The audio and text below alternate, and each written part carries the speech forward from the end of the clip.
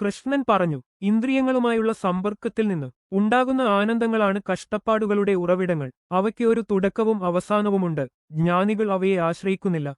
ശരീരം വിടുന്നതിനു മുമ്പ് തന്നെ ആഗ്രഹത്തെയും കോപത്തെയും നിയന്ത്രിക്കാൻ കഴിയുന്നവനാണ് യഥാർത്ഥ യോഗിയും സന്തുഷ്ടനുമായ വ്യക്തി. ശുദ്ധരും ആത്മനിയന്ത്രണമുള്ളവരും നിർഭയരും ദൈവത്തിൽ മനസ്സ് കേന്ദ്രീകരിക്കുന്നവരുമാണ് സമാധാനവും മോചനവും നേടുന്നത്.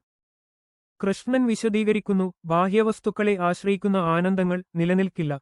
സിനിമ അവസാനിക്കുമ്പോൾ, സ്തുതി നിലയ്ക്കുമ്പോൾ, ദാനം പഴയതാകുമ്പോൾ സന്തോഷവും അവസാനിക്കുന്നു. യഥാർത്ഥ പ്രശ്നം ആനന്ദമല്ല, ആശ്രയത്വമാണ്. നാം എത്രത്തോളം ആശ്രയിക്കുന്നുവോ അത്രത്തോളം നാം അത് നഷ്ടപ്പെടുമെന്ന് ഭയപ്പെടുന്നു.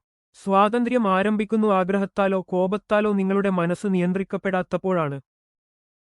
ആഗ്രഹം ആവേശം സൃഷ്ടിക്കുന്നു. എന്നാൽ നമ്മൾ ആഗ്രഹിക്കുന്നത് ലഭിക്കാതെ വരുമ്പോൾ അത് നിരാശ സൃഷ്ടിക്കുന്നു. നമ്മൾ ആഗ്രഹിക്കുന്നത് ലഭിക്കുമ്പോൾ അത് നഷ്ടപ്പെടുമെന്ന് നമ്മൾ ഭയപ്പെടുന്നു. സമാധാനം വരുന്നത് പറ്റിപ്പിടിക്കാതെ ആസ്വദിക്കാൻ പഠിക്കുമ്പോഴാണ്, സ്വന്തമാക്കാതെ സ്നേഹിക്കുമ്പോഴും ആഗ്രഹിക്കാതെ പ്രവർത്തിക്കാൻ പഠിക്കുമ്പോഴുമാണ്. മനസ്സിന്റെ നിയന്ത്രണമാണ് യഥാർത്ഥ സന്തോഷത്തിന്റെ അടിസ്ഥാനം. ലോകത്തിന് സന്തോഷത്തിന്റെ നിമിഷങ്ങൾ നൽകാൻ കഴിയും, എന്നാൽ ആന്തരിക ശിക്ഷണം ജീവിതകാലം മുഴുവൻ സമാധാനം നൽകുന്നു.